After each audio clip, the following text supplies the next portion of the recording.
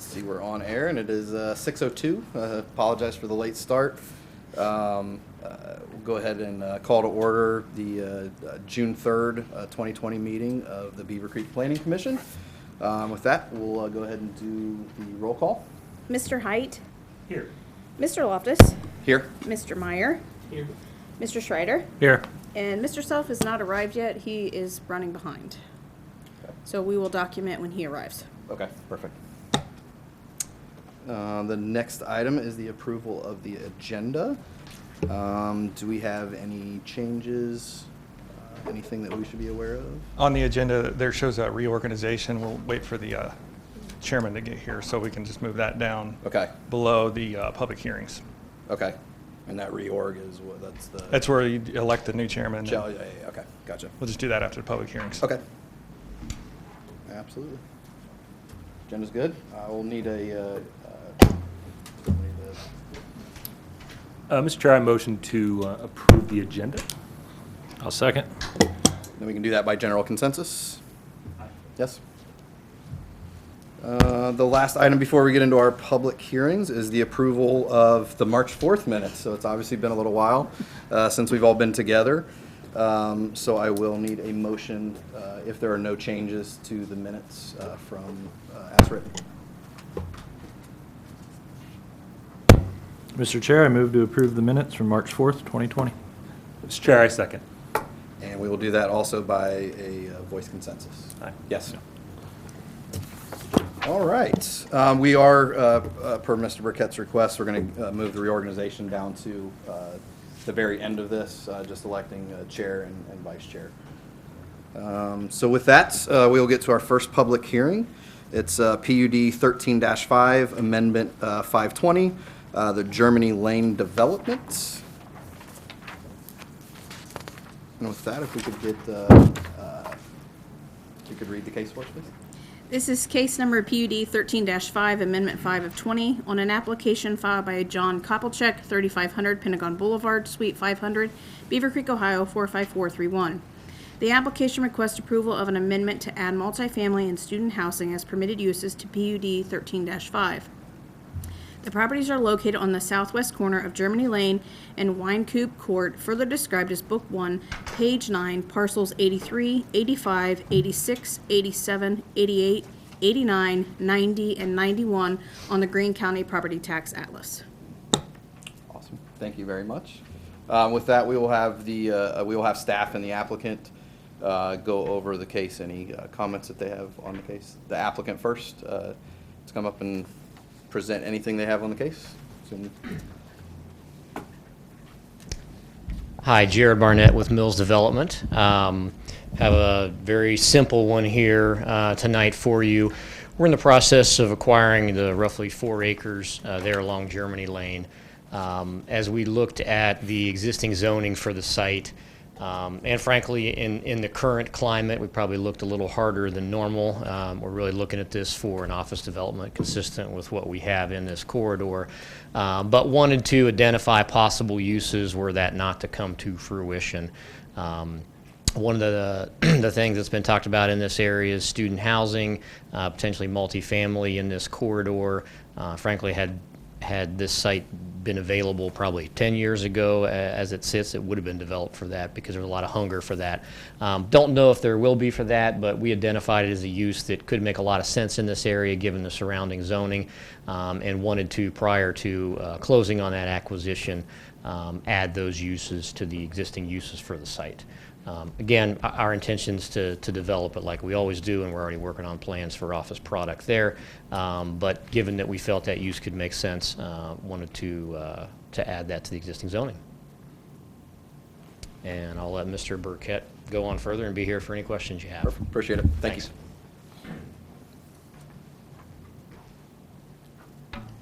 Good evening, Mr. Vice Chairman, members of Planning Commission. Again, the case you have before you is PUD 13-5. It's the Germany Lane PUD amendment. As the applicant stated, they're looking to add additional uses to the 1.2 acre PUD. It's located away in the northern end of Beavercreek, just south of Colonel Glenn, to the east of where Germany Lane and Colonel Glenn meet up. Over here, for a reference, that's the Sonic.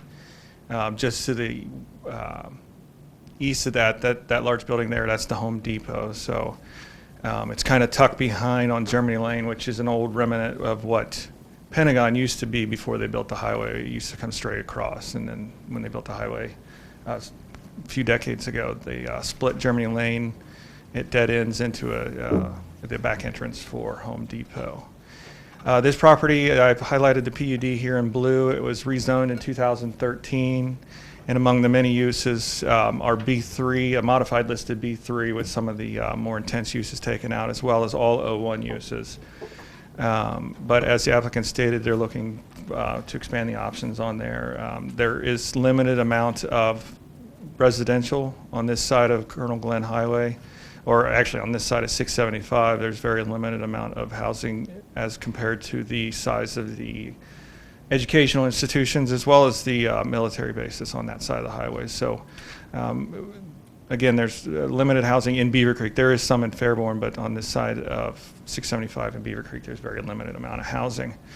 This area in green, I just want to point that out. This is where Zinc Road dead ends right now at this tree line, and there's a project in the our 5-year capital improvement plan to extend Zinc Road and have it meet up with Germany Lane. That's projected right now to be next year in 2021. So that will be an additional point of interest with this project. Right now, again, the property is part of this PUD. There is straight zoning on all sides. It's a B3, which is an office on the west. There's B2, again, Zinc Road dead ends at this location. There's a used car sales place here. There's a non-conforming residential rental home. There's a construction company. And then on the east is B3, and it's currently a hotel. You can see that in the aerial here. Now there is, in the land use plan, the language, there is some, I guess, relief on, Planning Commission may decide that a development is in accordance with the council or the land use plan, even if it doesn't match the exact overlays on the in the map itself. And because we're, in staff's opinion, because it's located on the perimeter of a commercial area, and this is the proposed 2020 land use plan, by the way. The 2015 has it as high-tech manufacturing, light industrial, and research and development, but we're with the 2020 update, which hasn't gone to City Council yet, but the Planning Commission did approve it. It shows it on the perimeter of this regional commercial. But because it's not surrounded by regional commercial, it's got office on the west and a hotel on the east and 675 frontage on the south. Staff's recommending approval of this applicant's request and saying that Planning Commission does have the opportunity to, in this case, would see that it's logical to conclude that there is some broad interpretation of the land use plan. So what they're looking to do is either high density residential, add that to a use. And right now that's up to 9.5 dwelling units an acre. So at most it would be less than 40 units on that 4-acre parcel, which is not a high number of units. I mean, it is high density, but it's not a large number of units considering that Colonel Glenn Highway is just to the north. There's intersections and highways just to the south.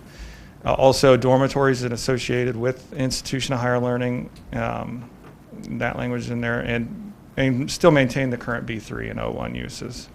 Staff does recommend approval of the applicant's requests, and I'll be happy to answer any questions following the public hearing. And welcome, Mr. Chairman. My apologies, folks. It's the first time I've been late since 1986, so. Absolutely, absolutely. I thought it was 6:30, folks. Sorry about that. Anyway, this is a public hearing, so have we already heard from the applicant? Yes. Okay, sorry about that. Okay, it is a public hearing, so is there anyone here in our giant audience who would like to speak in favor of, against, or have any questions? We have somebody waiting on deck? Okay. Not our usual crowd. Did we get any written input? No. Okay, and I presume nobody else wants to speak except us, so I will close the public hearing officially, and I'll start on my left. No questions, Mr. Chair. No questions. I have no questions either, Mr. Chair. Dang. Make it 3 for 3, no questions. Okay.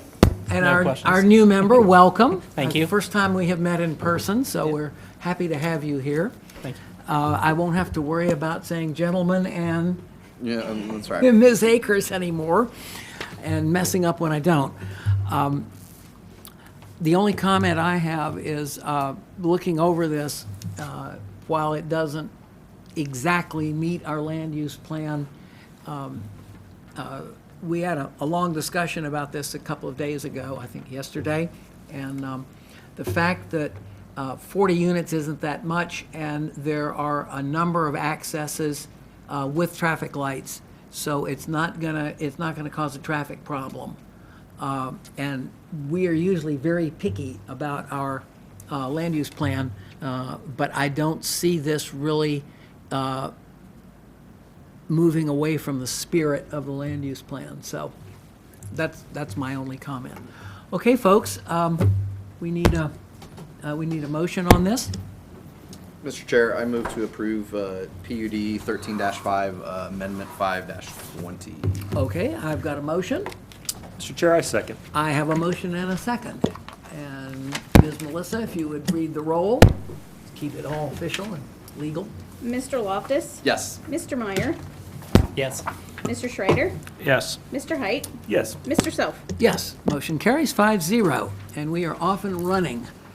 We have 5 public hearings tonight. So the second one is the Frank's rezoning case, Z20-1. This is case number Z20-1 on an application filed by Richard Franks, 1820 Maple Lane, Beavercreek, Ohio, 45432. The application requests the rezoning of 6.283 acres of land from R1, a one-family residential district to A1 agricultural district. The property is located on the east side of Maple Lane, approximately 200 feet north of the intersection of Maple Lane and Hole Road. The property is further described as Book 5, Page 9, Parcel 33 on the Greene County Property Tax Atlas. And I'd be willing to wager you're our applicant. I am, sir. Yes. Excellent. I think this is the first time I've ever heard an R1 to A1 downzoning. So, and I know you've got a good reason for it. So, Good deal. Well, fire, here I am. fire Yeah. ahead. Well, thank you, Chairman and board members. I appreciate the opportunity here to present our case. So what you see here is basically our property we had purchased about 8 years ago. It was a completely treed lot. These are about 40 to 70 foot tall trees. So we ended up clearing out the middle of the lot, planted I'm sorry. Yes. So this is the lot we're in discussion of right now. So as you can see there, it's 6.28 acres. We've cleared out the middle of the property and put a house there. A couple of things I want to point out here. So our neighbors, I would consider the 2 neighbors that we have in any issue here would be to our northeast, which are the Reeves, is sitting on about a 5.2 acre lot.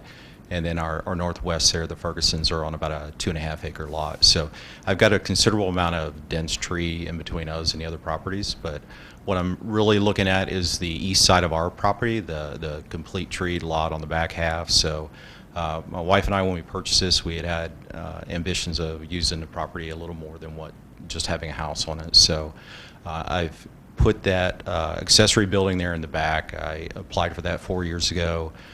When I went to seek the permit, we discovered that our design was 6 feet over the current coding. So at that point in time, I had 2 options. I could seek the rezoning for an A1 or seek a variance. So I didn't have time at that point in time. I was on contract to do the rezoning, so I went and pressed for the variance, which was approved. So my issue there is I'm probably going to run into a couple more situations where I'm going to have to be against the city code as far as R1A.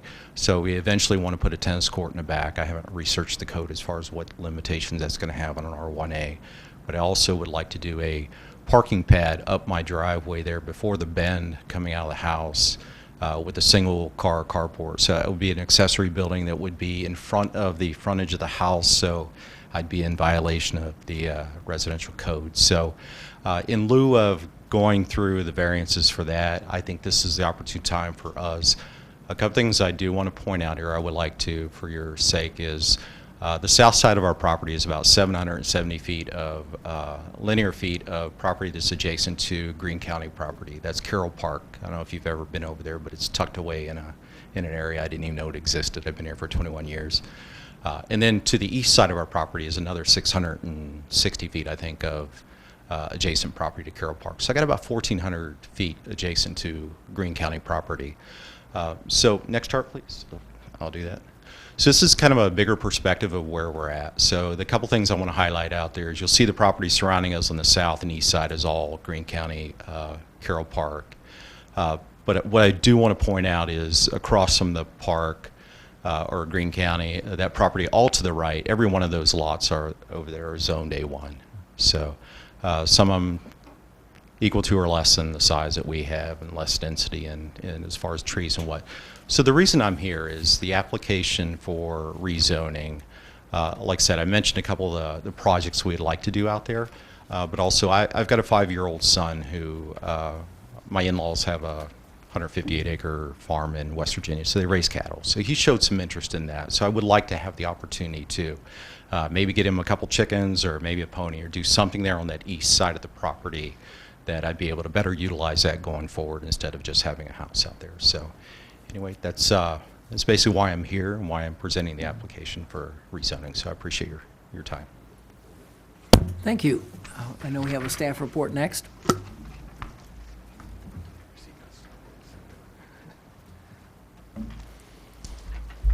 Thank you, Mr. Chairman.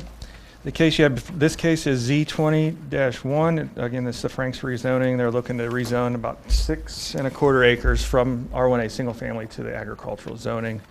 We're just east of Haynes Road, which is northeast of Dayton, Xenia, and Haynes.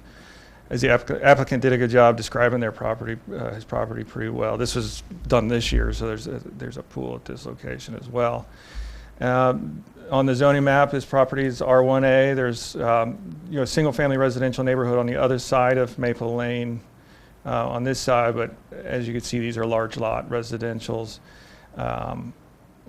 Still R1A, but these over on the north and the east and south, these are park properties, but they are large enough to be A1, which is a minimum of 5-acre lots. And then if you see this old range line, it's hard to see on the zoning map, but everything on the east of that is actually A1 agricultural, but they are used as residential. So it's in the area. It's got a lot of similar uses.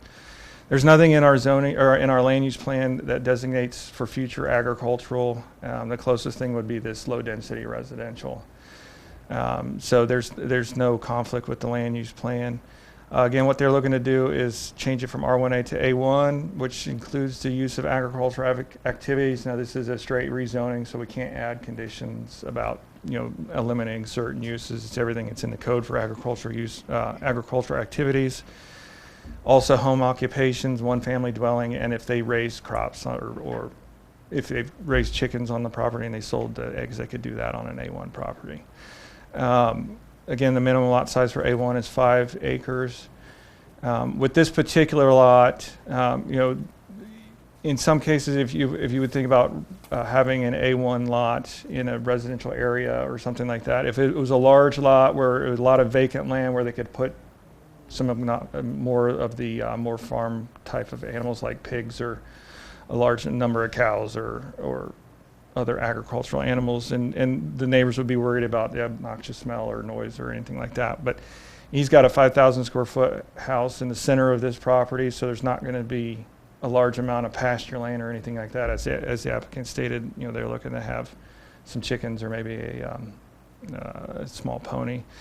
And this being a public park, there has been some concern of the applicant about people in the park going onto his property and looking to construct a barrier. Right now in our zoning code, the maximum height of a chain link is 4 feet, and that has a hard time of actually preventing encroachment onto property. A 4-foot chain link is a pretty small fence. So in order for him to be able to put a larger chain link, They would need to have this rezoned to A1.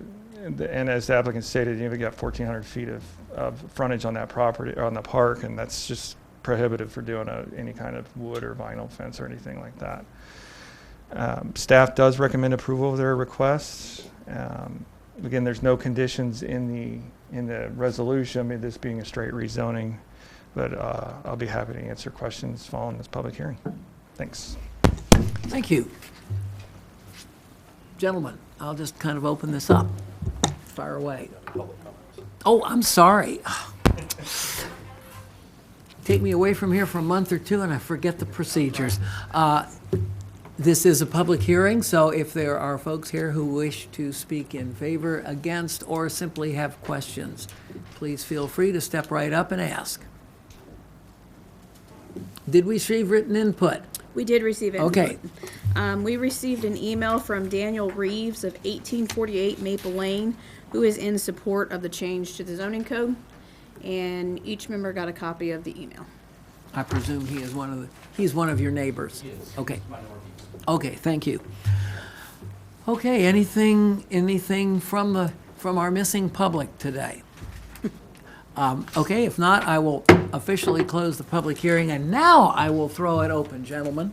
Ask away. I do have a couple questions for staff.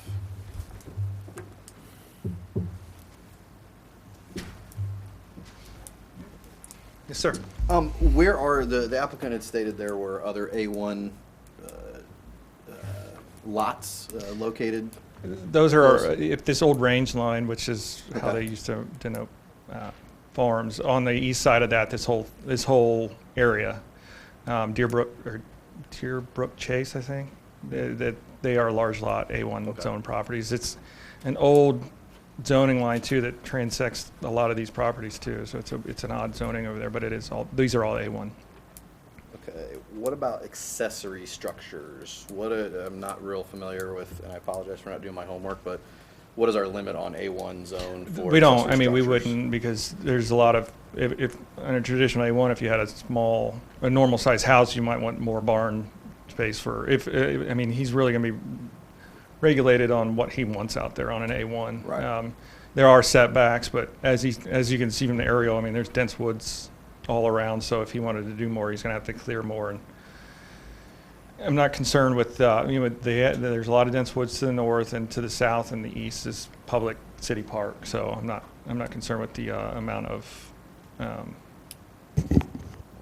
Oh, thanks. the amount of accessory structure, but there is no limit on that. Okay. As long as they meet the 50-foot setbacks and the 10-foot setbacks. Okay. I think that's all of my questions. Appreciate it.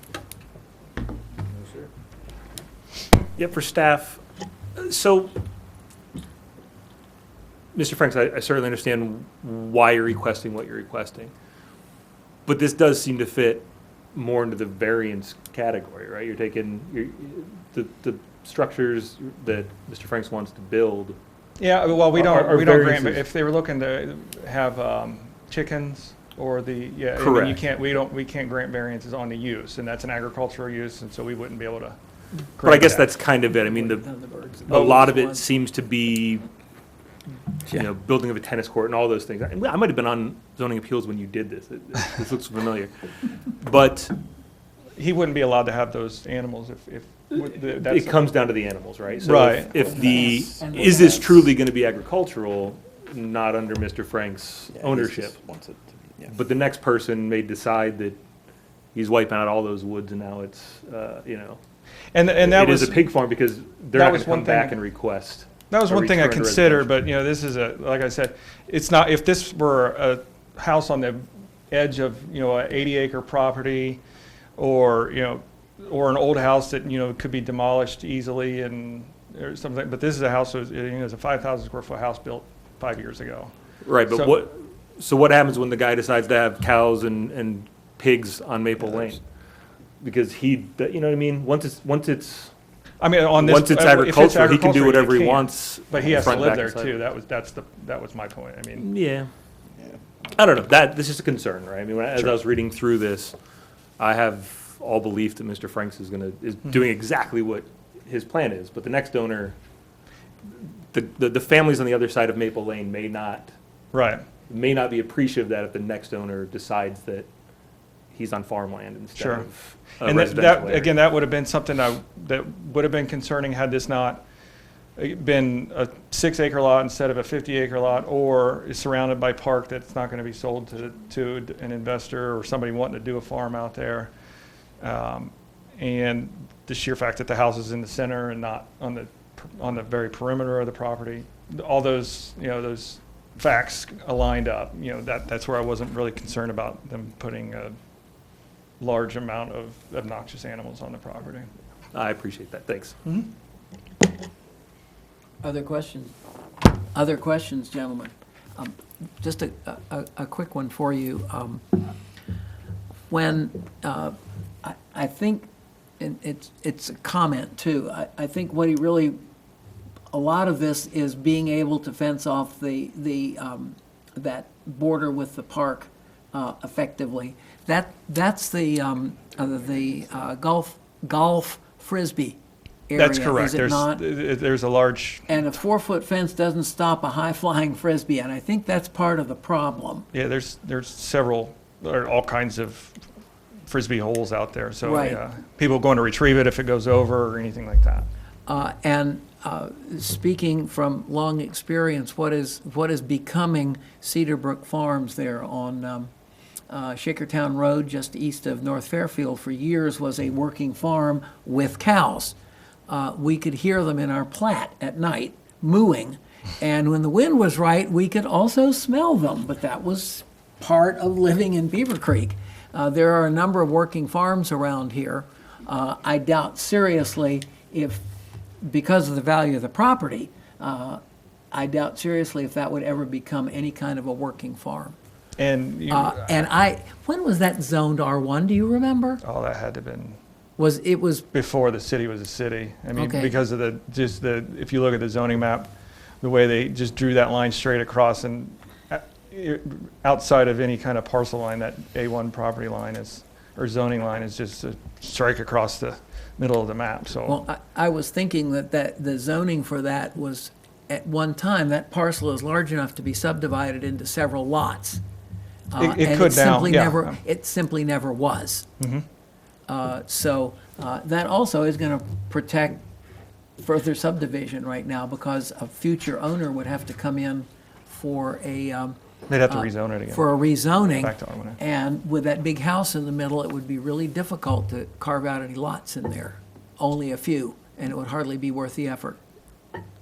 Correct. I mean, you'd have to keep, it'd be minimum of 5 acres. R1A would be 20,000 square foot, but I mean, unless you built a street around that house. Exactly. Right. Exactly. So The property owner's not going to do that. I know what he's trying to do, and it's a clever way of making things the way you want it. But downzoning is just kind of unusual. It's So- not a and common that's fine occurrence. that's fine with me. So I do have one more Sure, question. How absolutely. does that change property tax valuation? It does not. The Zero county, change? the county taxes it on their use, and really to get any kind of a commercial agricultural use value, it needs to be at least 10 acres. They have Okay. to make a certain amount, I think it's like $3,000 a year in profits off of it, and that's this a is lot what of the- eggs. Yeah, for sure. Yeah, It'll be a lot of eggs or showing the show pony or whatever. Right, pony rides. Okay. Gentlemen, further questions, okay? If we're all done, how about a motion? Mr. Chair, I motion to approve case number Z20-1. Okay, I have a motion, Second? and I have a second. Thank you. Roll time. Mr. Meyer, Yes. Mr. Schrader, Yes. Mr. Height, Yes. Mr. Loftus, No. Mr. Self. Yes, motion carries 4-1. And we thank you. Won't have to come before BZA for more variances. We got that taken care of. Okay, we're getting towards halfway through our list of public hearings. The next one is the WesBanco Bank. This is case number PC 20-5, ASRA detailed site plan on an application filed by Chris Humphreys, 4495 Millwater Drive, Powell, Ohio, 43065. The applicant requests an administrative site plan review and approval, an ASRA, for 1.298 acres of land to construct a one-story retail banking office building. The property is located at 1243 North Fairfield Road, further described as Book 5, Page 5, Parcel 99 on the Greene County Property Tax Atlas. Thank you. And I'm sure there are folks here representing the developer or the applicant. Step right up and tell us what you have. Good evening. My name's Chris Humphrey. I'm the architect for this project, and I am the applicant here. Before I get to say anything, I want to say that with me tonight, I do have Dave Donaldson from WesBanco. He's Regional Vice President, so if you have any questions for WesBanco. I've got the civil engineer here from Kleiner's Group, Troy Messer, and also a representative, vice president of the general contracting company that's going to build the bank, Tom Frost.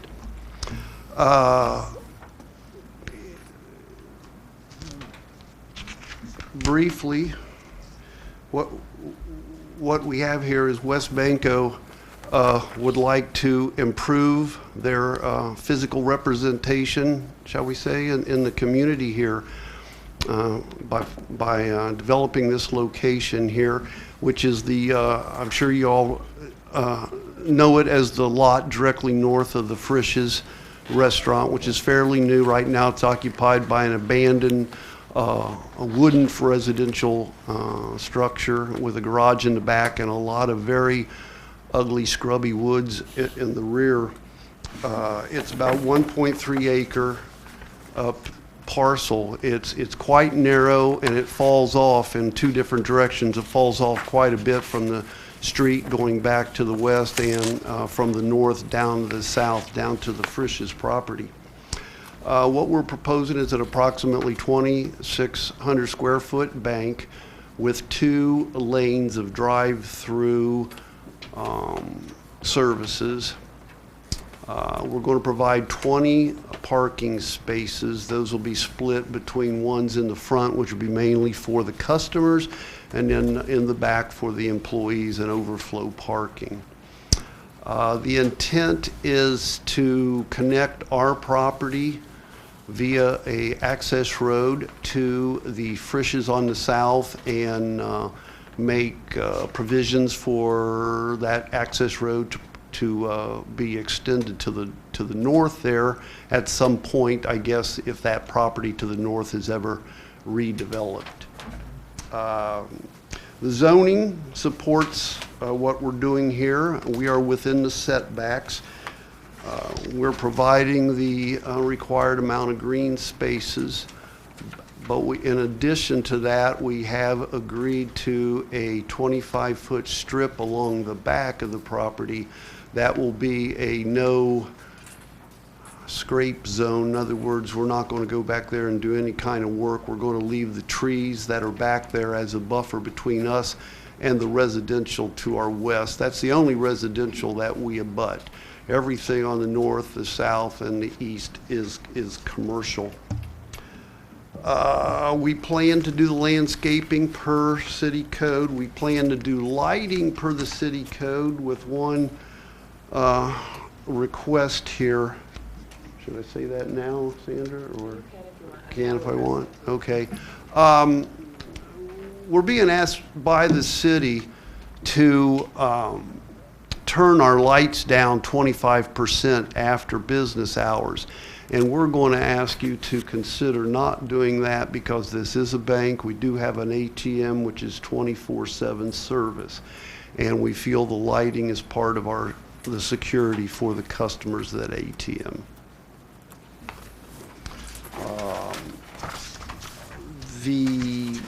The building is going to be a modern, contemporary architectural style flat roof, 20-foot high maximum, with a combination of wood panels, faux wood panels, of course, stone, and then accent of metal panels there.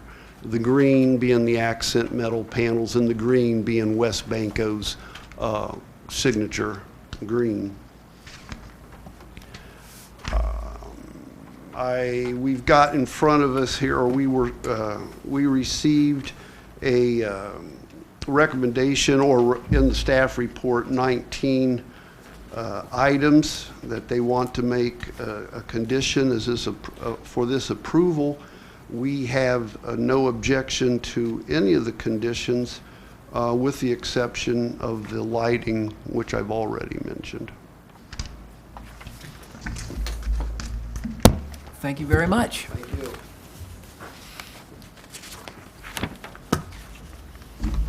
Good evening, Mr. Chairman, members of Planning Commission.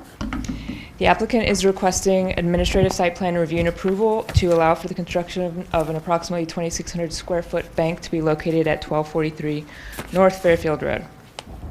So the property does fall within a planned development area within our Dayton Xenia Corridor Overlay District on our city's land use plan. And as part of that PDA area, the project is subject to the administrative site plan review and approval process.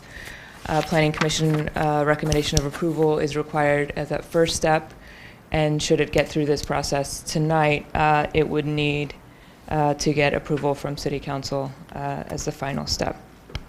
So as the applicant stated, the proposed location is an approximately 1.3 acre parcel located just south of Dayton Xenia North Fairfield, and it is just north of the Frisch's restaurant.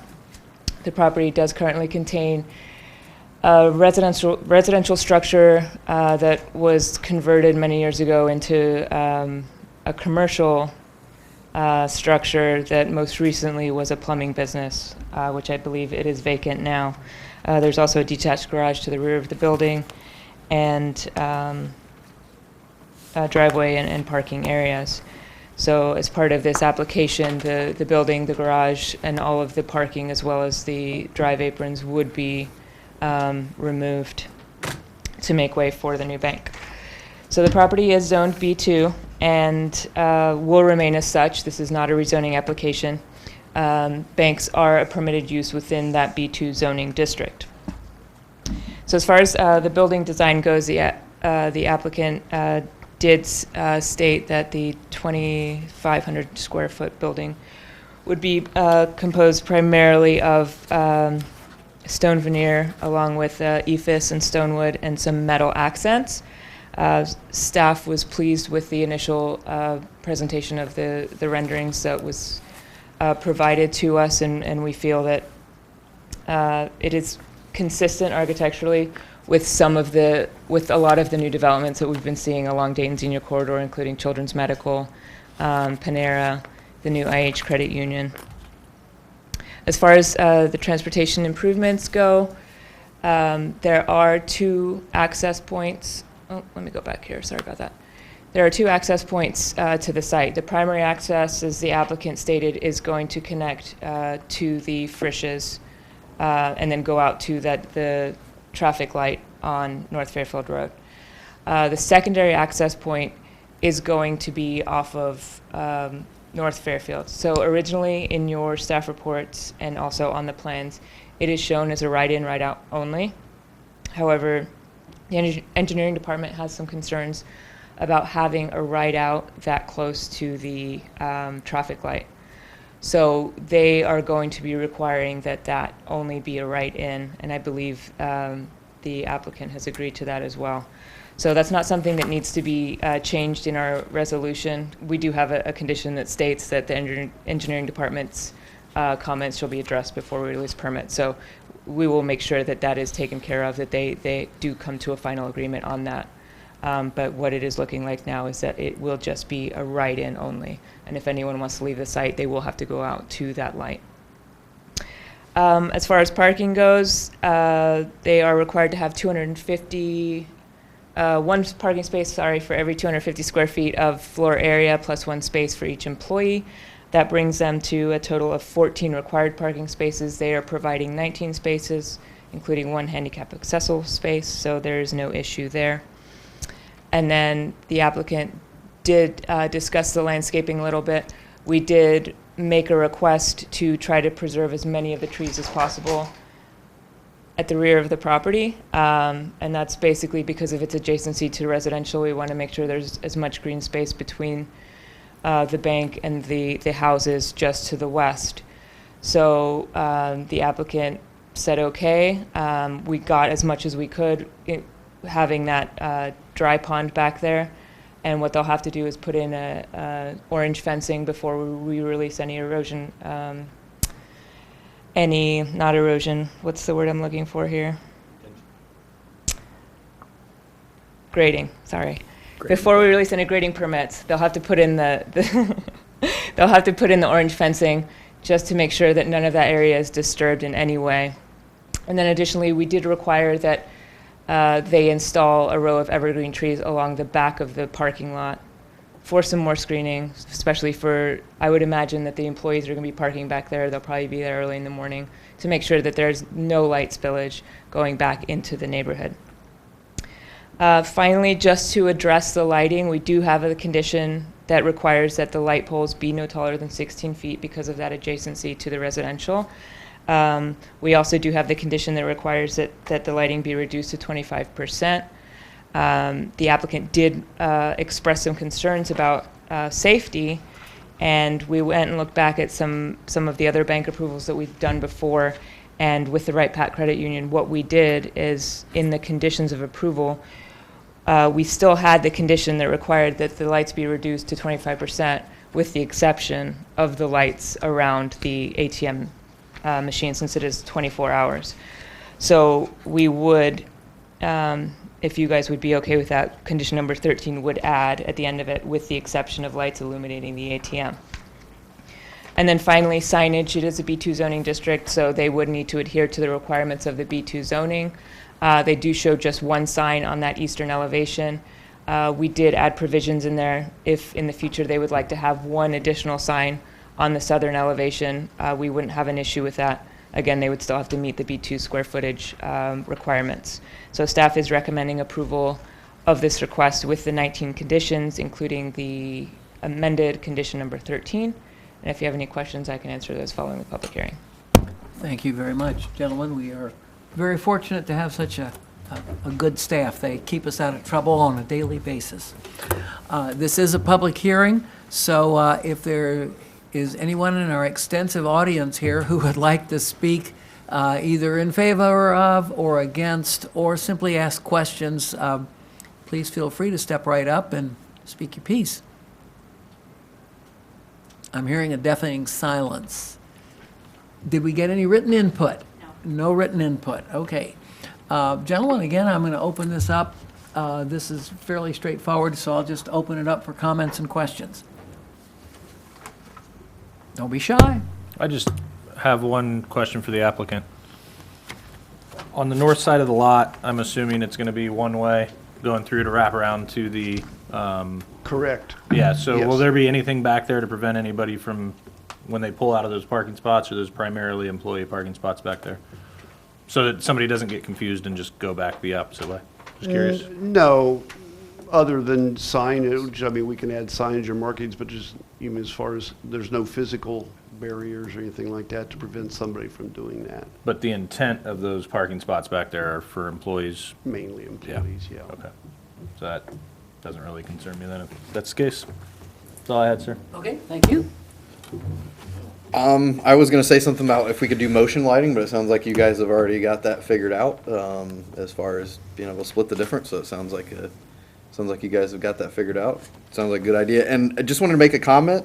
Your marketing people are really good, because apparently people who bank with you only drive Audis, Astons, Porsches, Lamborghinis, and Maybachs or S-Classes. So yes, you guys have a very nice No, that comes marketing about department. after you approve this and we build it. Then everybody gets those cars. I noticed the same thing. That's a 370Z over there on the left. Car guy. There you go. Audi A8, a Porsche 11, yeah, an Any Aston. more questions? No, just had to comment. I have a couple, and some of these are for the applicant, and some of them are for our staff. The ATM, is the ATM a drive-up ATM as part of your drive-through on the side? Yes, it is. Okay, It's, okay. It's not on the back side then, it's on this. No, it's on the for- back side of the bank. No, Oh, okay. all the drive-through services are on the back underneath that canopy there. The ATM will be in the first lane along with an after-hours depository and a TV remote teller unit. And then there'll be an additional TV remote teller unit on that island there. Okay. So what I'm looking at in that picture is I'm looking south at the north side of the building. Correct. Okay, got it. Now, staff, thank you.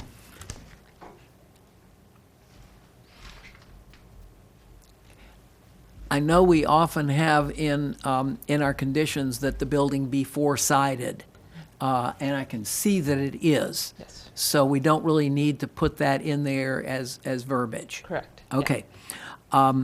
And I don't see any HVAC equipment poking its ugly head above the top of the building, so we don't need that either? I believe it's in there. Okay, Yeah. I'm sorry. There is a condition that covers Excellent. rooftop units, and if they decide to ground mount them, there's a requirement that they do landscaping.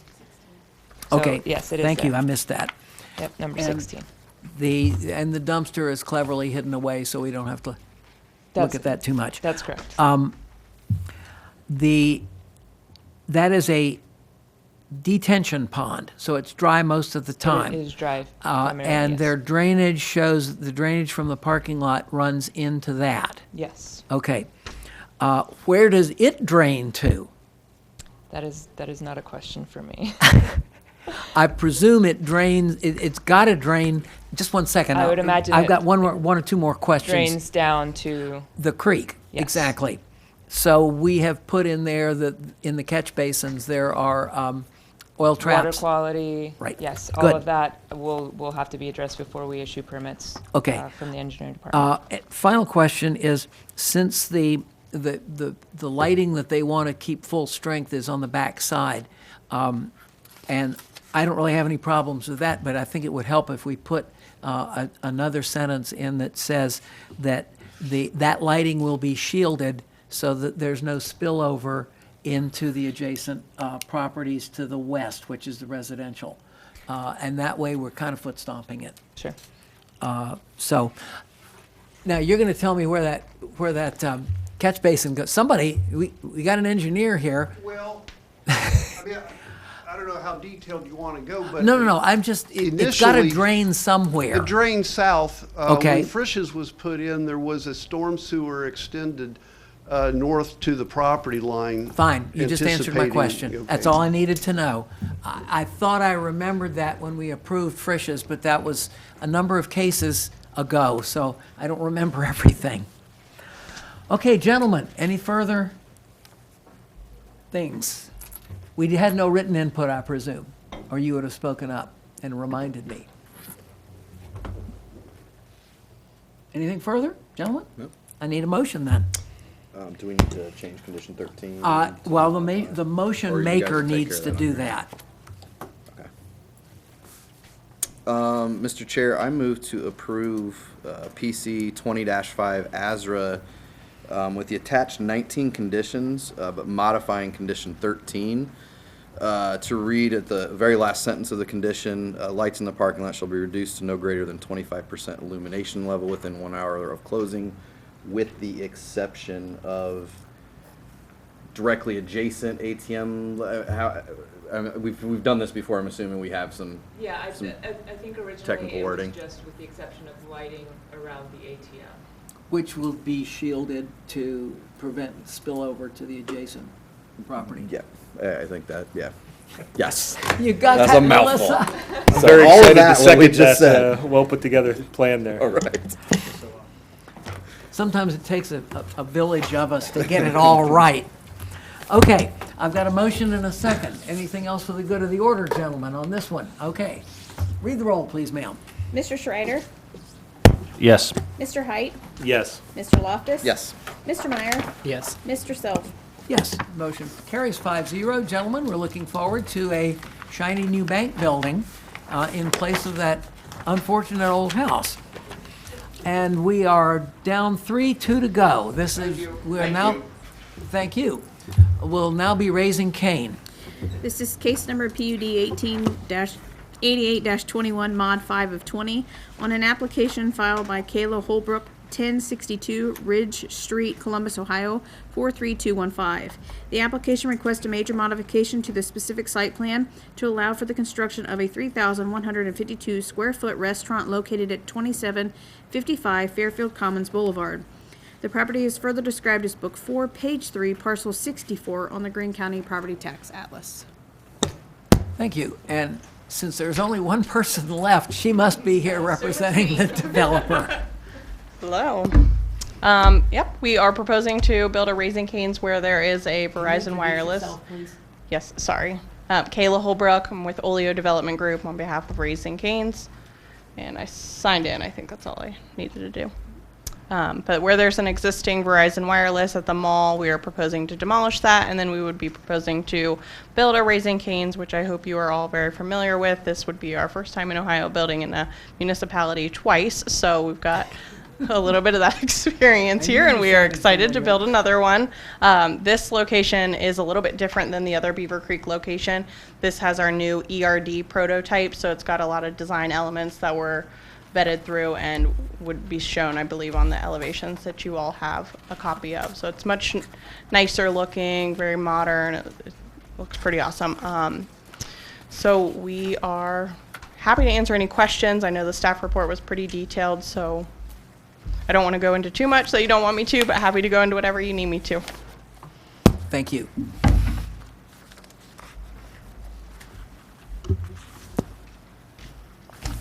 Thank you, Mr. Chairman. The applicant is requesting a major modification to PUD 88-21 to construct an approximately 3,100 square foot restaurant to be located within the mall at Fairfield Commons development. So the property under discussion is currently contains an approximately 6,000 square foot building that holds the Verizon Wireless store and the related parking area. So the Verizon is currently in the process of moving to the former IHOP restaurant, which is in the Target outlot. And so then this building will be demolished, and the Raising Cane's restaurant is proposed to be constructed in that spot. So the PUD zoning for the mall has underlying B3 zoning, and B3 zoning does permit the restaurant use as well as accessory drive-through uses. So as shown in the above architectural elevations, the applicant is proposing to construct a 3,100 square foot single-story restaurant. The building is comprised primarily of brick. There are 2 different color bricks being used. There's also some EIFS accenting at the entrances, as well as at the pickup and pay windows. And then there's also the EIFS parapet wall around the top to screen the rooftop units as well. One of the additional features that we didn't see in our previous approvals for Raising Cane's is the patio. So they are including a patio area that will be covered as well, and the metal canopy that covers the patio will match the canopies that are over the pickup windows and the pay window. So the existing access point to the site is shared with the Panera Bread. That access point is not going to be changing and will remain in that same location. The applicant's also proposing to construct a sidewalk along the ring road of the property, which staff appreciates because we've been working for decades to try to get all of the sidewalk connected through the mall to make it more pedestrian friendly, not only just for customers at the mall, but for the hotel so that everyone can have safe access to all of the restaurants and the shopping. They are also proposing an additional sidewalk on the north side that connects the parking lot down to the side path that goes along Pentagon Boulevard. So as far as the drive-through stacking goes, the applicant is providing stacking for 16 vehicles, which is well above what is required by the zoning code. As you can see by the site plan that shows the stacking, you can see it emphasized here. During peak hours, the drive-through lanes will actually remain as 2 drive-through lanes. So normally what you see is you have 2 order points and then everyone merges into 1 pickup point. But what Raising Cane's is doing is kind of similar to what Chick-fil-A does, is having someone outside to kind of accelerate the process, except in this case, you actually have the 2 lanes, so there will be someone standing on that other side to keep everything moving 2 lanes through. When they are not having peak hours, the lanes merge, so there won't be someone out there. So you'll have 2 order points, and then you'll merge down to the pay and the pickup points. As far as parking goes, the zoning code requires that there be 1 parking space for every 100 square feet of restaurant, plus 1 space for each employee on the largest shift, plus 1 space for each 200 square feet of outdoor seating area. So taking all of that into account and counting the 1,100 square feet of actual restaurant that is used for customers, they would be required to have 30 on-street parking spaces, 30 on-site parking spaces, and they're proposing 24. As you all are aware, the mall at Fairfield Commons has an overabundance of parking that can be used. Primarily in this area here is more than likely where people would be parking if there was a need for additional parking. So the applicant is proposing to put a crosswalk from the new sidewalk across here, make a cut through in the drive lane, in the landscape island, so that customers can get through there. And then we also did condition that that crosswalk be have signage just to make people aware that it is a pedestrian crossing area. One other thing that we added in the conditions was that the staff all be required to park in that area instead of having them park on site. This reduces the amount of pedestrians coming back and forth across the access road. There may be some customers that park over there, but primarily it is going to be for staff. And a lot of these drive-through restaurants, their primary sales come from drive-through, not necessarily from inside dining. So with those factors, with the conditions that we added, staff does feel comfortable recommending approval of just having six spaces less than what is normally required by the zoning code. Really quickly, we did add a condition for lighting, that the lighting match the adjacent development. We just want to make sure that we don't have lights in one development that are 16 feet tall, another where they're 25. So we have some consistency across the entire development. And then the applicant is proposing signage on 3 of the elevations. We actually had them remove it off of the rear elevation just because it's not going to be visible to anyone. So there was no point in having it. And then they're also going to have the mural, which you've probably seen on the Raising Cane's that is located on Indian Ripple Road. They're also proposing 1 ground sign that will be on the interior on the ring road as well. And that will meet the requirements of that B3 zoning of the sign package of the PUD. Based on that information, staff is recommending approval of the request with conditions outlined in the attached resolution. And if you have any questions, I can answer them following the public hearing. Thank you. Another very comprehensive report. This is a public hearing, and the audience is even sparser than it was before. So I don't presume we have anyone that wishes to speak. What about Randy? Maybe Randy's got some. No, it's a 1-story building. The fire department can handle it. Did we get any written input? No. Okay. I will then officially close the public hearing. And gentlemen, fire away. So I just have one concern for staff on the crosswalk. If you go back to the satellite map, because there's no stop sign on the entry coming in on Commons Drive, I know when I come in there, you're not really looking. You just turn that corner and you go. All one fluid motion. There's not a lot of stop. And where the crosswalk is right now is right there at that turn. It's close, and that was one of my concerns as well. So, which is the reason why I conditioned that they add the neon green signage to kind of let people know, give them a heads up, hey, people will be crossing here. And also why we thought it would be best to make that all primarily staff parking, so that the staff will more than likely be there, earlier all at once, and you don't have people coming and going. Okay, I'm fine with that. No other questions? Just one question for staff. So, I love how you guys have the stacking set up. My concern would be the exit. Panera Bread and Raising Cane's are going to share the same Yes. time frames, right? More than Are you likely. concerned at all with like the lunchtime rush of people trying to get out? When you come out of Verizon, you got to wait, and you got to wait here, and then you feed in. If Raising Cane's takes off as well as their other site, or you mentioned Chick-fil-A earlier, Yeah. are you concerned about there being backups there at all? I mean, yes, there's a little bit of concern, but I feel like having the double drive-through the way that they have it is good. definitely a plus. Like when I didn't know originally that it was a continuous double drive-through, and when I was talking to Kayla about it, I was like, I don't know that the stacking is going to work. If you guys get busy, I've been out to the one in New Ripple, it's going to back up.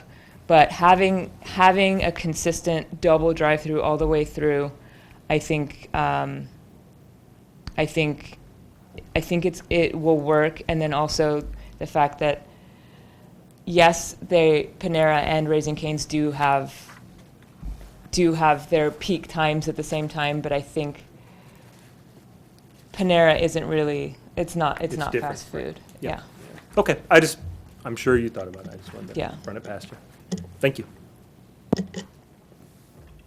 Gentlemen? I have one question, and it's probably for our applicant. The patio that you have on there, is that going to be a summer only, or is it going to have side curtains or some way to make it either 3 or 4 season? It would likely only be used during the summer, but it Okay. wouldn't be closed off. So if it was Okay. a nice winter So day, like right, we randomly get, the it would folks be open. from Alaska can sit out there in the winter Correct, time. yes. Okay, but it's strictly fair weather. Yes. Okay, I'm just curious. I'm just got to laugh that the Verizon store is taking over a restaurant, and the restaurant is taking over the Verizon store. We got musical buildings here, gentlemen. Anything further? Okay, then I want a motion, please. Mr. Chair, I make a motion to approve PUD 88-21 Mod 520 with the attached 14 conditions. I have a motion. I'll second. I have a second, thank you. Roll call, please, ma'am. Mr. Height, Yes. Mr. Loftus. Yes. Mr. Meyer, Yes. Mr. Schreider, Yes. Mr. Self. Yes, motion carries 5-0, and we're looking forward to our second Raising Cane's. Thank you so much. What's the time frame? Do you know, once it's approved? We plan to start construction early July. Okay, super. I know you guys took a little bit of a break, so we've already submitted for our building permits and everything. So Excellent. Hopefully it all goes smooth. And maybe we'll actually be able to go inside restaurants by then. Yes, totally. I'm praying for that. Okay, this is our last public hearing, and this is the zoning code updates. This is case number PC 20-4 for the purpose of reviewing an update to the zoning code. That was quick. Fire away. Thank you, Mr. Chairman. I believe it was at the last Planning Commission meeting that we actually went through some of the changes that we were proposing for the zoning code. Since that time, a lot of us were working from home and approving permits, and things came up. And so we decided, well, you know what, we might as well just throw these in there too, and because we haven't gotten to city council. We haven't gone to city council for approval of what you guys previously looked at. So we figured we'd come back to you guys, add these few new things in there, and then take it to city council with the additions. So just really briefly, previously we talked about adding definitions for solar farms and areas where they could be zoning districts where they would be permitted. We also changed the parking requirements for medical, dental, and veterinary clinics. We added a provision about the overnight parking of vehicles, recreational vehicles, and semi-trucks and trailers on commercial properties. And then we had a couple of clarifications on what we require for zoning permits. And then also indoor shooting ranges and plumbing supplies. We just cleaned up some things in our schedule of permitted uses for those. So all of those items were approved by you guys in March of this year. So most recently, when we were going through some things in the code, we just found a couple of discrepancies that we thought could be cleared up at this time. So the first was our definition of an addition. A few years back, we removed the section in our code about requiring additions to be architecturally compatible with the existing principal structure, and it was primarily based on it being very difficult for staff to be able to enforce something like that or review it. So we decided, you know what, we had added it in, I want to say a decade ago, decided it just wasn't something that was working, so we decided to take it out. We failed to remove it from the addition section of the code, so we caught that, and so we're striking that. The second item are covered porches and accessory structures. This is something that we've always done. When you have a covered porch, it counts towards the total square footage that you're permitted for an accessory structure. However, there's nothing in the code that specifically says that. So if someone were to question it, we wouldn't have anything to point to specifically. So we just wanted to make sure that that's in there as well. Those are just some examples of what people have built. And so the entire thing, including the patio area, even though it's open, counts towards the accessory structure. So it's everything under roof. And then finally, we've been having some issues with fences lately. We've been approving a lot of fences. There are people building a lot of fences. So these issues have come up. One of them is the Kentucky 3-board. It's not a bad-looking fence when it's 48 inches tall, but when people try to build 6-foot-tall Kentucky 3-board fences, they don't look so good. The neighbors are not very happy. They weren't addressed in our code, so we added them in there and then also made them consistent with split rail fencing, which is allowed to be 48 inches tall in the side and rear yards. Also, we do not allow 6-foot chain link fence in rear yards. It is allowed to be 4 feet tall. However, one of the issues that we were coming across is when people would want to build swimming pools, they want to have a chain link fence, but our code requires that you have a 5-foot tall fence. But our code also prohibits you from having a 5-foot tall chain link fence. So we wanted to get rid of that discrepancy as well. So we changed that section of the code to allow chain link fences to be 5 feet in height in the rear yard, which allows for takes swimming pools into consideration. And also we emphasized that the fence regulations apply to residential and commercial districts, which excludes agricultural districts, because when you're talking about fences in front yards and you look at like the Dernbaugh properties and you can't keep a cow inside a 48-inch tall fence. So we decided that they needed to be excluded from agricultural properties altogether just because it's something that doesn't make sense. So staff is recommending, obviously we're recommending approval of our recommendations to change the zoning code. And those changes are outlined in the attached resolution. And if you have any questions, I can answer those following the public hearing. Thank you. Gentlemen, it sounds a lot like we're cleaning up some things here. But it is a public hearing. Unfortunately, there's no one here on the left but us and staff. So I presume nobody wants to speak, and we had no input. Is that correct? Okay, I will close the public hearing and throw this open for questions or comments.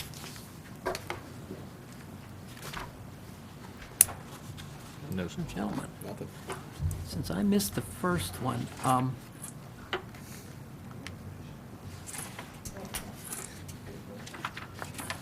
sorry, there was something in here I wanted to ask about. Oh, I know what it was. Regarding the 5-foot fence. Yes. That would mean that in a residential property, you can put a 5-foot perimeter fence as well as a 5-foot fence around the pool if they are not the same fence? Yes. I know there's a, what, like a 10-foot setback between a pool and the lot line? Is it 10 feet, or do we even have one? It's, 10 feet to the water line of the swimming pool. So Okay. your apron can go all the way up to the property line. Okay, so, but the 5-foot fence You could do it around permission your is- entire rear is property. the entire perimeter Yes. and/or a pool enclosure? Correct. Okay.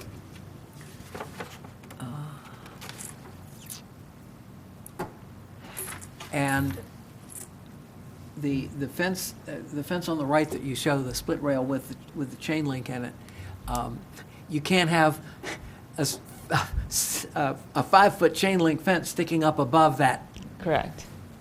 wood fence. Correct. And we do specify in our code about chain link or chicken wire meshing, backing for split rail fences. Okay. And Kentucky 3-board Right. fences now as well, so. Okay.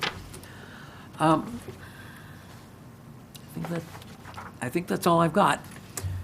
Gentlemen, anything else? Okay, like I say, I think we're just cleaning up some extra areas in there and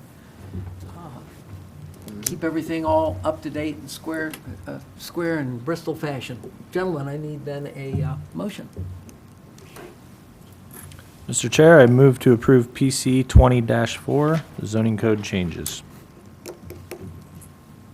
Second. And I have a second. Thank you. And we will read the roll just for the record. Mr. Loftus? Yes. Mr. Meyer? Yes. Mr. Schreider? Yes. Mr. Height? Yes. Mr. Self? Yes, motion carries 5-0. Nice job, gentlemen and lady. Thank you. We will get this thing all cleaned up and perfect one of these days. We have one more item to talk about tonight, and that is a subdivision, S20-4. Would you like to move forward with the reorganization before we get to the subdivision? Max Nick, you want to do that, gentlemen? Sounds great. Okay, Let's do it. fine. For those of you in, not in the local audience, but the 5 people that are watching on TV, we do reorganize every year and choose a chair and a vice chair to preside during the next year. So I will entertain nominations for chair. I nominate Mr. Self for the position of chair. All right. I'll second. I have a motion and a second, and we want to do it by roll call or by acclamation? Okay, all in Yes. favor? Yes. I'll vote for myself. All opposed? Okay, carries 5-0. And now for vice chair. I motion Mr. Loftus as the vice chair, with or without his consent. I've got a motion.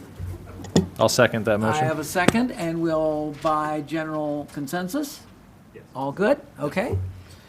Congratulations. Thank you, Mr. Chair. Oh, we shook hands. Huh? Oh, Now we'll have to. hang on. We have foaming hand It's a- sanitizer that we are using right now. It's a new world, Foaming folks. very well. There you go. One hand. See, we are. We're forward. setting a good example, folks. Okay, now we will do our subdivision. Okay. Very quickly, the applicant is requesting approval of a final subdivision for 1.817 acres of land, 1 lot south of the intersection of Indian Ripple and Darst Road. So this property received approval from Planning Commission in February of 2020 for a medical office building. Part of that approval required that they do a final subdivision because the property is unplatted. As you can see, the property actually goes out into the right-of-way, so part of that is to dedicate the required right-of-way to the city. So this new plat dedicates 0.233 acres of land to the city for public right-of-way, and then Lot 1 will be 1.584 acres. That's actually a mistake. That should not be 1.817. That's the total. We sent this out to all the agencies for review. All of them came back with recommendations of approval or approval with conditions, and staff is also recommending approval with the 4 conditions in the attached staff report.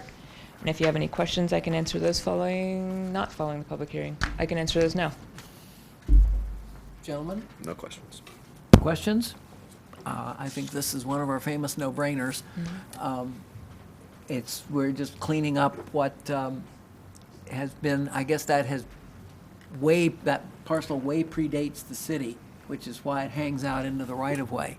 So if there are no comments, I need a motion Mr. Chair, I move to approve case number S20-4.